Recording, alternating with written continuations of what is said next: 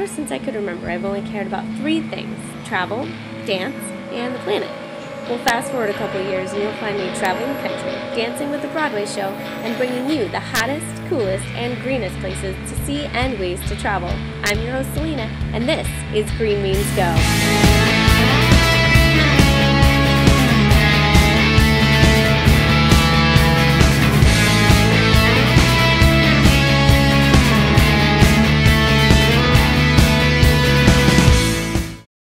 Welcome to Green Means Go. I'm your host Selena, and today we're exploring Edmonton, Alberta.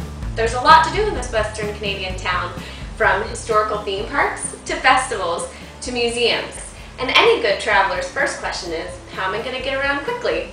But any good green traveler's first question is, how am I going to get around greenly?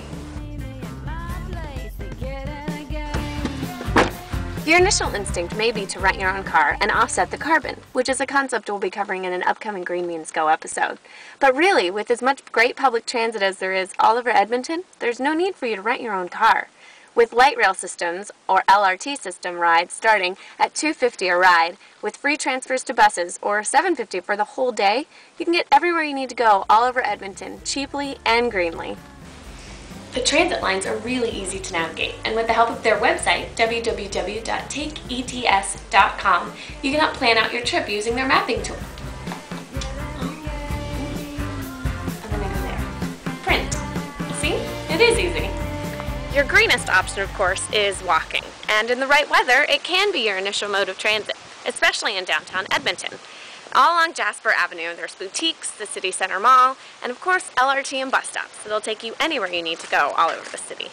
Now that you know how to get there greenly, where is there green to go in town? Well, there's a great big green blob on the map of Edmonton, and that's the River Valley. This lush green valley is made up of 22 parks and has over 150 kilometers, that's over 93 miles, of hikeable or bikeable trails. At 18,000 acres, it's the longest stretch of urban parkways in North America. This creates not only a great place to hike, but also a small refuge for local wildlife and birds. If you're visiting in the winter, these parks are a great place to cross-country ski and snowshoe as well. But if being outdoors during the cold isn't your thing, you still have some green places to visit indoors too. At the Royal Alberta Museum, you'll find the typical museum fare, fascinating native Canadian history and minerals, but you'll also find some great exhibits featuring Alberta's native wildlife and how the inhabitants of Edmonton are affecting their natural neighbors and the conservation issues they're facing today. Another great museum in Edmonton with a very green spin on things is the TELUS World of Science, along with exhibit halls about the systems of the body, space, and even a crime-solving mystery avenue. You'll find the Greens House. This exhibit features alternative energy, composting, and climate change, all in a kid-friendly presentation that's entertaining, educational, and environmentally fun for the whole family. No matter what time of year you visit Edmonton, there's a good chance there's a festival of some kind going on. The city isn't known as Canada's festival city for nothing. While Green Means Go is in Edmonton, the Capital X is taking place, and amid the cotton candy and bounce houses were multiple booths dedicated to green initiatives, showing how much the green revolution is taking a hold in Canada.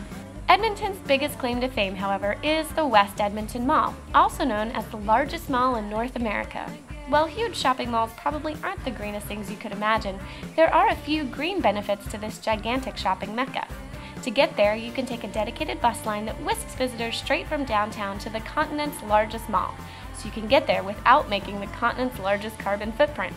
Inside the mall, there are lots of fun things to do, from the casino to the indoor water park to amusement park and roller coaster, but there's also a little aquarium, the Sea Life Caverns, where you can take a break from the sales racks and learn a little bit more about marine life and what conservation efforts are going into preserving our natural wonders.